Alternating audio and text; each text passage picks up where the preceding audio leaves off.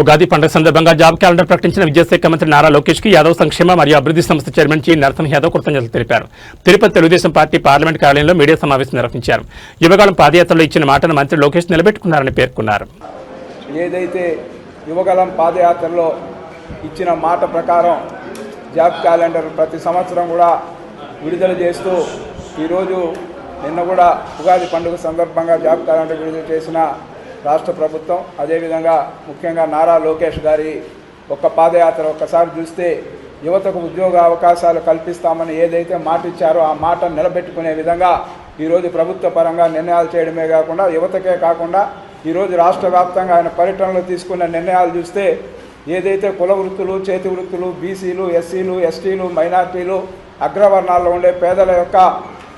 కష్టాలని, నష్టాలని ప్రతి నియోజకవర్గంలో కూడా సమావేశాలు ఏర్పాటు చేసుకొని వాళ్ళ యొక్క బాధలను అర్థం చేసుకొని ప్రభుత్వం వస్తానే వాటన్నిటి పరిష్కారానికి మేము పూనుకొని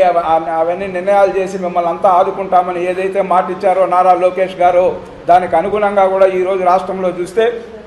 బడ్జెట్ కేటాయింపుల్లో కూడా ఉత్తుత్తి మాటలతో కాదు, బడ్జెట్ కేటాయింపుల్లో కూడా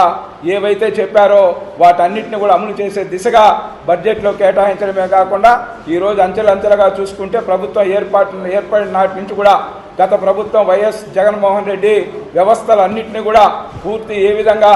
ధ్వంసం చేశాడో మనం చూసాం. ఈ విధంగా ధ్వంసం చేసిన వ్యవస్థలన్నింటినీ కూడా సరి చేసుకుంటూ నారా చంద్రబాబు నాయుడు గారు ఆధ్వర్యంలో ముఖ్యమంత్రి గారు ఈరోజు అనేక కార్యక్రమాలు తీసుకొని ప్రజలందరికీ ఇచ్చిన మాట ప్రకారం అన్నీ అమలు చేసుకుంటా నిన్న చూస్తే ఈ యొక్క జాబ్ క్యాలెండర్ కూడా రిలీజ్ చేయడం, యువతలో కూడా భారీ ఎత్తున రాష్ట్ర వ్యాప్తంగా కూడా యువత అంతా కూడా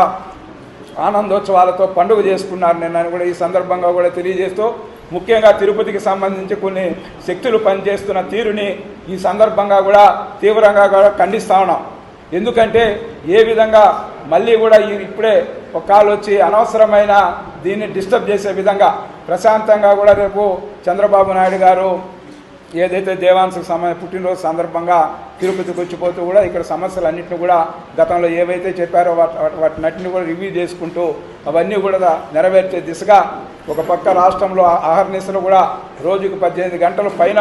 ఈ రాష్ట్ర ముఖ్యమంత్రి వర్యులు పనిచేస్తూ రాష్ట్ర ప్రజలకు ఇచ్చిన వాగ్దానాలను నెరవేర్చడానికి ముందుకెళ్తూ ఉంటే వైసీపీ జగన్మోహన్ రెడ్డి దగ్గర నుంచి వాళ్ళ మాజీ మంత్రులు అంటామా, మాజీ ఎమ్మెల్యేలు అంటామా, మాజీ టీటీడీ చైర్మన్లు అంటామా, అదే పని కట్టుకొని అబద్ధాలను పదే పదే వల్లిస్తూ ఈరోజు శాంతి తిరుపతి అయితే ప్రశాంతతకు మారిపోయారు. అలాంటి తిరుపతిలో ఏ విధంగా శ్రీవారి పేరుతో అనవసరమైన దీన్ని కూడా తీసుకొని ఏ విధంగా చేస్తూ ఉన్నారో చూసాం. ఈరోజు చూస్తే శ్రీవారిని అప్రతిష్ఠ చేసి ఏ విధంగా శ్రీవారి పేరుతో పరకామని చోరీ దొంగలతోనే లాలూచీపడి ఆస్తుల్ని రాసుకున్న చరిత్ర వైసీపీది. అదేవిధంగా కల్తీ లడ్లు కానీ ఇతరత్ర కార్యక్రమాలు కానీ చూస్తే అనేక విధాలుగా కూడా శ్రీవారి యొక్క ఖజానాకు ఉండికి కన్నం వేసిన దొంగలు మాట్లాడుతున్న తీరును కూడా ఈ సందర్భంగా కూడా ఖండిస్తూ రేపు పర్యటన విజయవంతం చేయాల్సిందిగా ప్రజలందరికీ కూడా కోరుకుంటాం.